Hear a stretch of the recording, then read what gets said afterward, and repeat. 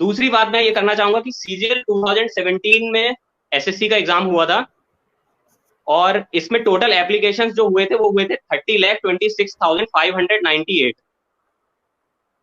ये total number of applications है sir. Vacancies थी 8,134। You can compare both the things, the number of vacancies and the applications applied for these posts. 30 lakh applications हुए थे, लेकिन nearly 50 lakh aspirants appear हुए exam में। 50% बच्चे appear हुए। इसका फाइनल रिजल्ट अगर मैं आपको डेट बताऊंगा कि इसका फाइनल रिजल्ट कब आया, तो you will be astonished to know. ये वैकेंसी मैं बात कर रहा हूँ एसएससी सीजीएल 2017 की वैकेंसीज का। इसमें बीच में एक प्रोटेस्ट भी हुआ था, जो हमारे साथ में कलीग्स हैं इन्हें पता होगा कि 2017 में दिल्ली में हम लोगों ने बहुत बड़ा प्रोटेस्ट किया था, क्योंकि ये वाले पेपर जो हुए थे वो आउट हो गए थे, और इसका सुप्रीम कोर्ट में केस हो गया था, and we were demanding CBI inquiry under the guidance of Supreme Court. ये प्रोसेस पूरा चला, शायद इसी की वजह से इसमें डिले हुआ। ठीक है, मैं मानता हूं कि सुप्रीम कोर्ट है, हमारी जुडिशरी है, हमें उस पर पूरा फेथ है, सीबीआई पे हमें पूरा फेथ है, जो भी उन्होंने किया होगा अच्छा किया होगा, जो भी एस्पिरेंट्स हैं उनकी भलाई के लिए किया होगा, जो भी स्टेटमेंट आया जुडिशरी का, तो हम उस चीज को फॉलो करते हैं और मानते भी हैं। लेकिन इसकी फाइनल रिजल्ट डेट आई है 15 नवंबर 2019 को सर। फाइनल रिजल्ट आया 15 नवंबर 2019 को, जो 17 की वैकेंसीज है। जब ये वैकेंसीज कोर्ट में पहुंच गई, उसके बीच में 2 साल चले गए सर, पूरा 18 चला गया और 19 चला गया। इन 2 सालों में कोई एग्जाम एसएससी ने कंडक्ट नहीं कराए, क्योंकि उस सुप्रीम कोर्ट ने स्टे लगा दिया था कि you are not allowed to conduct any exam until and unless we deliver a statement regarding the case. अब इसका रिजल्ट तो 15 नवंबर 2019 को आया, लेकिन एसएससी सीजीएल 2018 स्टार्ट हो गया जून 26, 2019 को ही। मतलब इसका फाइनल रिजल्ट आने से पहले ही 2018 का वैकेंसीज इन्होंने खोल दी, और वो एप्लीकेशन शुरू हो गया, उसके एग्जाम भी कंडक्ट करा लिए। सर आप एक बार गौर कीजिए कि एप्लीकेशन जो 2017 में हुए थे वो 30 लाख हुए थे, 15 लाख एप्लीकेंट्स जो हुए वो अपीयर हुए, वैकेंसी सिर्फ 8,134 थी। अब 8,134 बंदे जो सिलेक्ट होने वाले हैं 2017 में, उन्हें ये तो नहीं पता है कि वो 2017 में सिलेक्ट हो जाएंगे। वो बेसिकली अपनी लाइफ को सिक्योर करने के लिए 2018 वाला भी अटेम्प्ट देंगे, और वो 8,000 या 8,200 स्टूडेंट्स फिर से 2018 का एग्जाम भरेंगे। और मैं ये कहना चाहता हूँ दावे के साथ कि मान लीजिए अगर इसमें से 8,000 पोस्ट जो हैं, ये 5,000 पोस्ट वापस वही बच्चे ले लेंगे जो 2017 में सिलेक्ट हुए हैं। मतलब 2017 में उन्हें पोस्टिंग मिलेगी, या तो वो 2017 की वैकेंसी छोड़ देंगे, या तो वो 2018 की वैकेंसी छोड़ देंगे। एसएससी कभी भी एक वैकेंसी वो छोड़ देंगे। अब इनके पास क्या है, इनके पास रिजर्व लिस्ट नहीं है। यूपीएससी क्या करती है, हमेशा एक रिजर्व लिस्ट निकालती है कि अगर उनकी वैकेंसी खाली रह गई और अगर कोई बंदा ड्रॉप करता है, तो जो नीचे बंदा होगा उसको दे विल रिगार्ड की हाँ ठीक है आप अप्लाई कर सकते हो या फिर आप ज्वाइन कर सकते हो, वी विल कंसीडर यू। अब 2018 की एप्लीकेशन शुरू हो गई, इसमें वैकेंसीज 12,000 आई थी सर। ये एग्जाम मैंने खुद ने दिया है, 2017 में मैंने प्री क्लियर किया था, मेंस क्लियर किया था, लेकिन मेंस में फाइनली मतलब मैं डिस्क्रिप्टिव भी दिया था और मेरा फाइनल सिलेक्शन नहीं हो पाया क्योंकि मैं मेरिट आउट हो गया था उसमें। 2018 का मैंने खुद ने दिया है, प्री क्लियर किया मैंने मेंस फिर से क्लियर किया और मैंने डिस्क्रिप्टिव दिया। इसका डिस्क्रिप्टिव 2018 का हुआ है सर 29 दिसंबर 2019 को। 2018 की वैकेंसीज का टायर 3 एग्जाम जो हुआ है वो हुआ है 29 दिसंबर 2019 को, जिसका रिजल्ट आज तक डिक्लेयर नहीं हुआ है। मतलब 1 साल कंप्लीट होने को आया है, मुझे नहीं पता कि क्या ये इनका प्रोसेस है। अब इन्होंने, क्योंकि ट्विटर पे बहुत ज्यादा कैंपेन चल रहा है, बहुत सारे टीचर्स हैं या स्टूडेंट्स हैं, अब तो अवेयरनेस इतना ज्यादा है कि हम पार्टिसिपेट करते हैं, आगे बढ़ के हम पार्टिसिपेट करते हैं। तो अब इन्होंने डेट निकाली है इतनी सारी चीजें होने के बाद 4 अक्टूबर, वो भी एक टेंटेटिव डेट है, कोई फाइनल डेट नहीं है कि ये लोग उस डेट को रिजल्ट निकाल ही देंगे। अब सर बात आती है सीजीएल 2019 की। सीजीएल 2018 का रिजल्ट अभी भी डिक्लेयर नहीं हुआ है, फाइनल रिजल्ट, कि किन बच्चों की नौकरी लगेगी या किन बच्चों की नौकरी नहीं लगेगी। लेकिन सीजीएल 2019 का जो एग्जाम डेट था वो था 3 मार्च 2020। 3 मार्च 2020 से एग्जाम्स शुरू हो गए थे।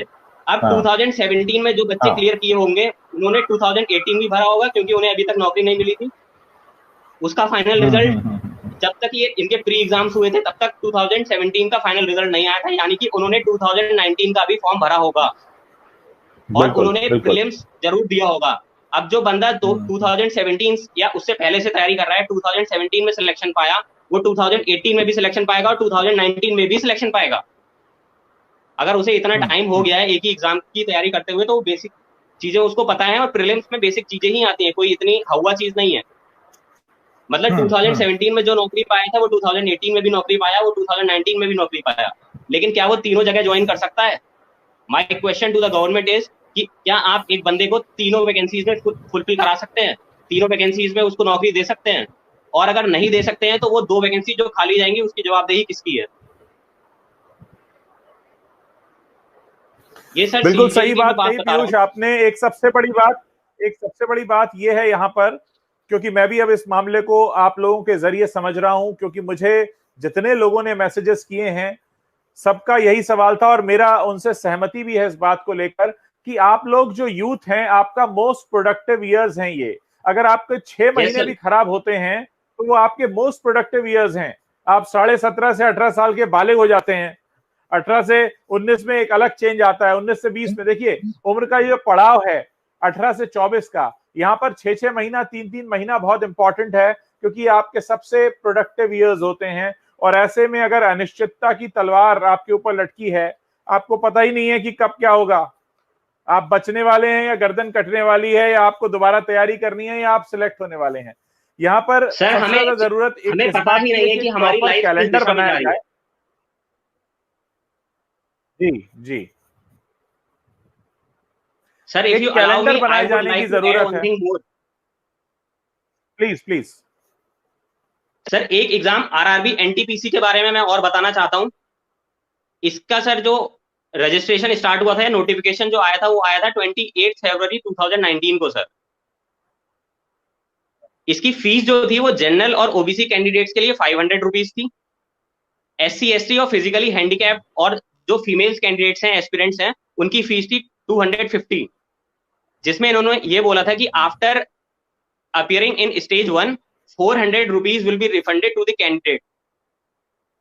अब मैं ये पूछना चाहता हूं कि इसमें टोटल पोस्ट जो थी वो थी 35,277 पोस्ट।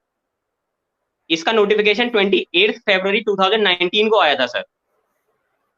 आज तक गवर्नमेंट को ये नहीं पता है कि इस एग्जाम का टेंडर किसको दिया जाएगा, ये एग्जाम कौन सी ऑर्गेनाइजेशन कराने वाली है। एक बात पे बहुत ध्यान देने वाली बात मैं ये करता हूं सर, इसमें टोटल एप्लीकेशन जो हुए थे उस पर सर ध्यान दीजिएगा। टोटल एप्लीकेशंस जो थे, मैंने ये हिंदुस्तान टाइम्स से नोट किया है टोटल नंबर ऑफ एप्लीकेशंस, क्योंकि एक रिलायबल सोर्स मुझे चाहिए था कि जहां से मैं एग्जैक्ट नंबर ले सकूं, तो मैंने हिंदुस्तान टाइम्स को मैंने प्रेफर किया। और टोटल नंबर ऑफ एप्लीकेशन जो मुझे पता चले हैं वो हैं 1,26,30,088 एप्लीकेशन। ये नंबर ऑफ एप्लीकेशन है सर। और अगर मैं इस बात को मान लूं कि 50% जनरल और ओबीसी हैं और 50% बाकी के candidates SC ST, physically handicapped और फीमेल्स, तो अगर हम आधे आधे कैंडिडेट्स कर दें 631544 हाफ कैंडिडेट्स हो गए। अगर हम इसकी 500 से मल्टीप्लाई करें तो सर इतना ये आता है 31,57,72,000 रुपीज।